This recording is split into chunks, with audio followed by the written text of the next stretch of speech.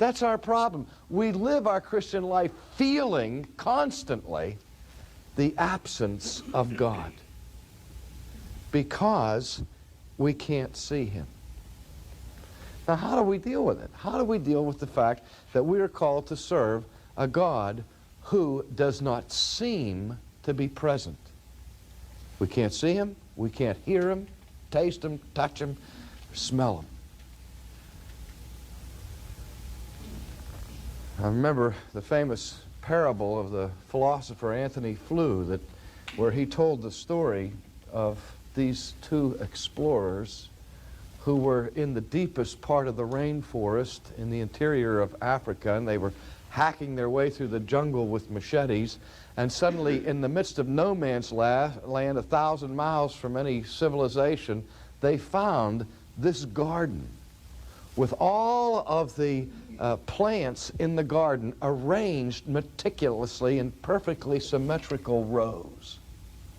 And there were no weeds between the stalks of vegetables that were growing, perfectly cultivated and cleaned up. And the first explorer said, well, there must be a gardener here that's doing this, because you can't have this kind of order and this kind of harmony and symmetry without an intelligence taking care of the garden. He said, let's wait and see if we can meet the gardener. If the gardener comes back. Well, they waited a day and no gardener came, and the other explorer began to be antsy. He said, we've got to get on with our exploration. Let's move on. This gardener's not going to show up. And he said, well, maybe the gardener is invisible. Maybe he's coming in here and tending the garden and we just can't see him. And so they decided to rig a trap, and they spread wires all around the perimeter of the garden, and they attached bells to it. And that night, the bells didn't ring. And the explorer said, see, there's no invisible gardener here. And then the first explorer was insisting. He said, well, let's figure out a way to find out, maybe this gardener is not only invisible, but maybe he's immaterial.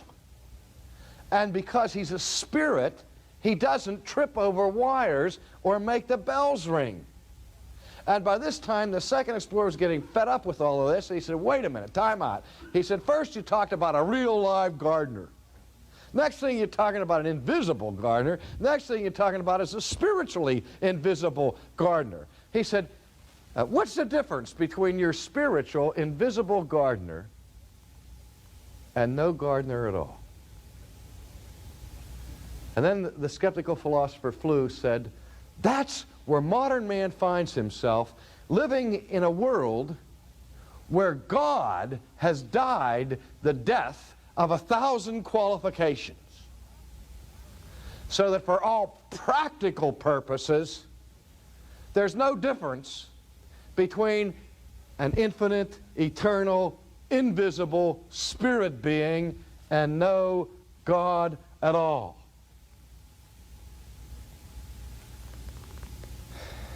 Except there's a garden. And the garden is real. And Professor Flew has not been able yet to account for the garden. But he certainly put his finger upon an aching dimension of the church and the church's life.